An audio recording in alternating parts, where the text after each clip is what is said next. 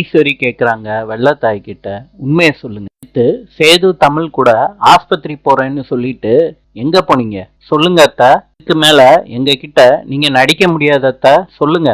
தாமரை சொல்றாங்க, அம்மாச்சி உனக்கு உண்மையிலேயே உடம்பு சரியில்லைன்னு உன் கையையும் காலையும் நான் பிடிச்சு விட்டா எங்க கிட்டே நீ தில்லாலங்கடி வேலை காட்டுறியா? சொல்லு அம்மாச்சி. அம்மா நீ எங்க போன? சாவித்ரி, அந்த நர்ஸுங்க சொல்றாங்கன்னு உங்க அம்மாவையே நீ எதிர்த்து பேசுவியா? சித்ரா கேக்குறாங்க, அம்மாச்சி சொல்லு அம்மாச்சி, எங்க போன? அதுக்கு அம்மாச்சி சொல்றாங்க, இந்த நர்ஸுங்க இந்த ஆஸ்பத்திரியில என்ன பார்க்கலன்னு சொன்னாங்க, அதுக்காண்டி வேற ஆஸ்பத்திரிக்கு நான் போயிருக்க மாட்டேனா? தாமரை சொல்றாங்க, அம்மாச்சி மாத்தி மாத்தி பேசாத. நேத்து நாங்க எந்த ஆஸ்பத்திரி போயிருக்கேன்னு கேட்டப்போ பெரிய ஆஸ்பத்திரிக்கு போயிருக்கோன்னு சொன்னியா இல்லையா?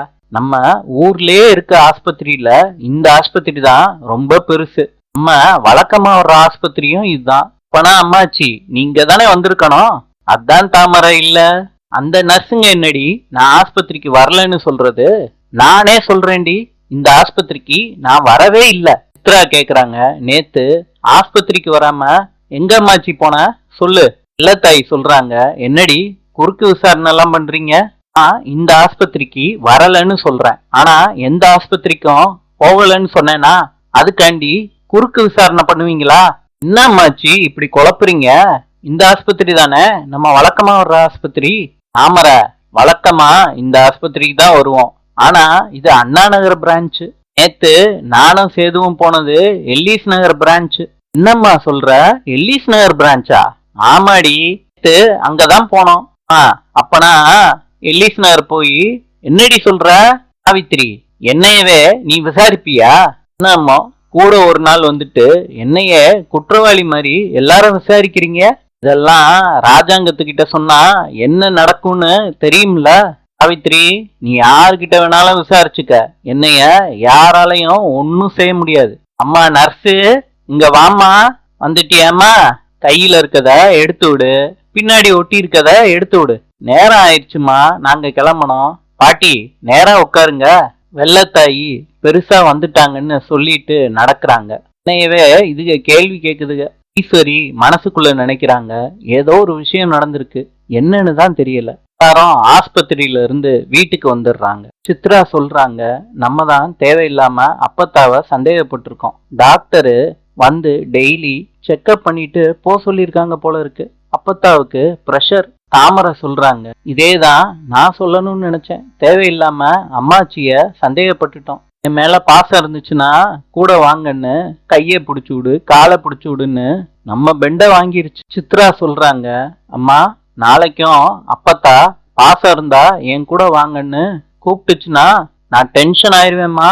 ஈஸ்வரி சொல்றாங்க, கூப்பிட்டா நானே போக மாட்டேன்டி, அதான் தமிழ் செல்வின்னு ஒருத்தி இருக்காளே, அப்பத்தா கூப்பிட்டா அவளையே அனுப்பி விட்டுருவோம். என்ன தமிழ் செல்வின்னு சொல்றப்பதான் எனக்கு ஞாபகம் வருது, நம்ம வீட்டுக்குள்ள தமிழ் செல்வி இருந்தாளா? சாவித்திரி சொல்றாங்க, அக்கா நான் அவளை பார்த்த மாதிரியே தெரியலையே. ஈஸ்வரி சொல்றாங்க, சித்ரா தாமரை ரெண்டு பேரும் போய் வீடு முழுக்க தமிழ் செல்வி இருக்காளான்னு பாத்துட்டு வாங்க. எதுக்குமா அவ இருக்காளான்னு செக் பண்ண சொல்ற? இந்த பக்கமா நம்ம ஆஸ்பத்திரி கிளம்பி போனோம்ல சித்ரா, அவ இருந்தாளா இல்லையான்னு நமக்கு தெரியணும்லம்மா. சித்ரா, ஒருவேளை நம்ம போனதுக்கு அப்புறம் அவ கிளம்பி போயிருந்தான்னா, அதுவும் நம்ம இல்லாத நேரமா பார்த்து தமிழ் வெளியே கிளம்பி போனான்னா ஏதோ ஒண்ணு வீட்டுக்குள்ள நடக்குதுன்னு தானே அர்த்தம். தாமரை சொல்றாங்க, சரியத்த போய் பார்த்துட்டு வந்துடுறேன். வீடு முழுக்க தேடி பாக்குறாங்க. சித்ரா சொல்றாங்க, தமிழ்ச்செல்வி எங்கேயும் இல்லம்மா, வீடு முழுக்க பார்த்துட்டோம். ஈஸ்வரி சொல்றாங்க, என்னடி சொல்ற? சரி நாங்களும் வந்து பாக்குறோம் வா அப்படின்னு எல்லாரும் சேர்ந்து தமிழ்ச்செல்வி எங்க இருக்கான்னு பார்க்க போறாங்க. இப்ப சேதுவும் தமிழும் வண்டியில வந்து இறங்குறாங்க. யாருக்கும் தெரியாம பின்வாசல் வழியா தமிழும் சேதுவும் வர்றாங்க வீட்டுக்குள்ள. வீட்டுக்கு வெளியே வந்து சித்ராவும் ஈஸ்வரி தாமரையும் வந்து பாக்குறாங்க. அம்மா இங்கேயும் இல்லையம்மா. சித்ரா, நான் சந்தேகப்பட்டது சரியா போச்சுரி. இங்க நமக்கு தெரியாம ஏதோ ஒரு விஷயம் நடந்துகிட்டு இருக்கு. நம்ம கண்ணுல மண்ணை தூவிட்டு தமிழ்ச்செல்வி எங்க போயிருப்பா? ஈஸ்வரி, சரி வாங்க வீட்டுக்குள்ள போலான்னு சொல்றாங்க. எல்லாரும் வீட்டுக்குள்ள போறாங்க. அவங்க வீட்டுக்குள்ள போன உடனே தமிழை பாக்குறாங்க. 4 பேரும் அதிர்ச்சி ஆறாங்க. தமிழ் சந்தோஷமா 4 பேத்துக்கும் காப்பி கலந்துட்டு வந்து குடுக்கறாங்க. ஈஸ்வரி கேக்குறாங்க, நீ எங்கடி போன தமிழ்?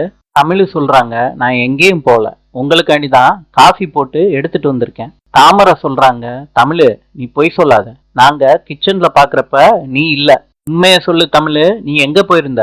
காஃபி போட்டு உங்களுக்கு கொடுக்கறதுக்காண்டி மாடிக்கு போயிருந்தேன். உங்க ரூம்ல நீங்க இல்லைன்னு தெரிஞ்சுக்கிட்டதும் கீழே இறங்கி வந்துட்டேன். ஒருவேளை நான் மாடிக்கு போன நேரத்துல நீங்க கிச்சன்ல வந்து பார்த்திருப்பீங்கன்னு நான் நினைக்கிறேன் தாமரை. அப்ப நீங்க தேடுற இடத்துல நான் இருந்திருக்க மாட்டேன். இந்த வீடு, வெளியே இருக்க என்னோட கொட்டகை, அதை விட்டா நான் வேற எங்க இருக்க போறேன்?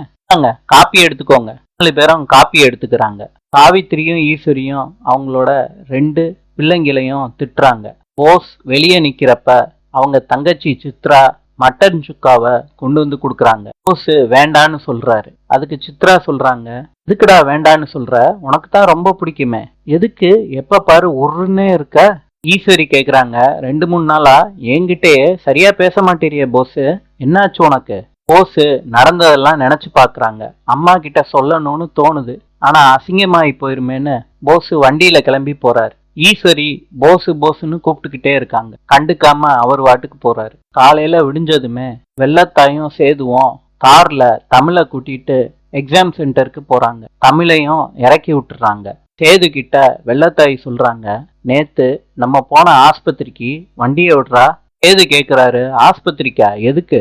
ஆஸ்பத்திரிக்கு போய் கை முதுகுக்கெல்லாம் கரண்ட் வச்சுட்டு வந்துடலாம்டா. பார்த்தா என்ன, உனக்கு உண்மையிலேயே உடம்பு சரியில்லையா என்ன? வீட்டுல உள்ளவங்களுக்கு தெரியக்கூடாதுன்னு தான் நம்ம ஆஸ்பத்திரின்னு பொய் சொல்லிக்கிட்டு இருக்கோம். எதுக்கு அப்பத்தா ஆஸ்பத்திரிக்கு போகணும்னு சொல்ற? இது நம்ம சொல்ற பொய்யில கூட கொஞ்சம் உண்மை கலந்துருக்கணும், அப்பதான் நம்ம மாட்டிக்க மாட்டோம்டா. சரி அப்பத்தான்னு சேது சொல்லிடுறாரு. தமிழ் எக்ஸாம் எழுதுறாங்க. வெள்ளத்தாய் அந்த ஆஸ்பத்திரிக்குள்ள போயிட்டாங்க. பெட்ல படுத்திருக்காங்க. நர்ஸு வெள்ளத்தாய்க்கு ட்ரீட்மெண்ட் பாக்குறாங்க. அப்ப அந்த நர்ஸுக்கு ஈஸ்வரி கால் பண்றாங்க.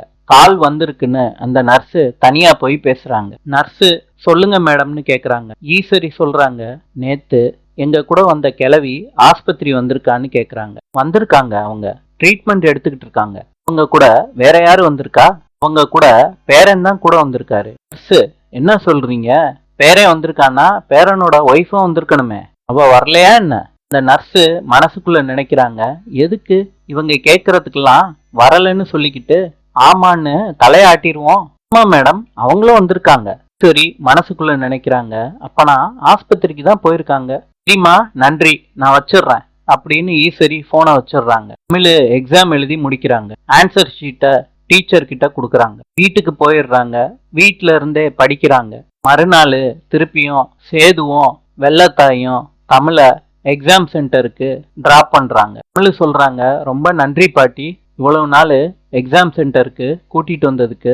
அதெல்லாம் இருக்கட்டும் தமிழ், போய் எக்ஸாம் எழுது. சரின்னு தமிழ் சொல்லிட்டு எக்ஸாம் எழுதுறாங்க. எக்ஸாம் எழுதிட்டு வந்து சொல்றாங்க அம்மாச்சி கிட்ட, சூப்பரா எழுதியிருக்கேன் அம்மாச்சி, எல்லாமே நான் படிச்ச கேள்விதான் வந்திருக்கு. இல்ல நீ தான் புத்தகத்தை தலைகீழா படிச்சு முடிச்சிடுறியே, அப்பனா எல்லாமே கேட்ட கேள்வியா தான் இருக்கும்.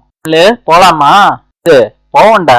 டெய்லி 2 பேரும் தமிழ் செல்விய எக்ஸாம் ஹாலுக்கு கூட்டி போயிட்டு வர்றாங்க. தமிழ் சொல்றாங்க அம்மாச்சி கிட்ட, இன்னும் ஒரே ஒரு பரீட்சை தான் அம்மாச்சி, நாளைக்கு எழுத போறதுதான் கடைசி பரீட்சை, இதோட எல்லா எக்ஸாமும் முடிஞ்சிச்சு அம்மாச்சி. இல்ல சரி, நாளைக்கு ஒரு நாள் மாத்திரம் உன்னை கூட்டிட்டு போனா போதும்ல? போதும் அம்மாச்சி. ஒரு நாளும் தமிழ் உன்னை கூட்டிட்டு வர்றதுக்குள்ள எனக்கு உசுறு போயிட்டு உசுறு வருது அம்மாச்சி. நீங்க செஞ்ச உதவிய நான் என்னைக்குமே மறக்க மாட்டேன். இல்ல அதெல்லாம் தேவையில்லை, ஒழுங்கா பரீட்சை எழுதுற வழிய பாரு. நீங்க அம்மாச்சி. வெள்ளத்தாய் சொல்றாங்க, சேது இன்னும் ஒரே ஒரு நாள் தான்டா, நாளையோட நம்ம வேலை முடியுது. சிரமம் பார்க்காம நாளைக்கு ஒரே ஒரு நாள் மாத்திரம் தமிழை கூட்டியாந்துருவோம்டா. இல்லையாப்பத்தா, சீக்கிரத்துல போ, யாராவது பாத்திர போறாங்க. தமிழ் அவங்க இருக்க குடிசையில படிக்கிறாங்க. வீட்டுலாம் தூங்காம படிச்சுக்கிட்டே இருக்காங்க. நாளை சந்திப்போம்.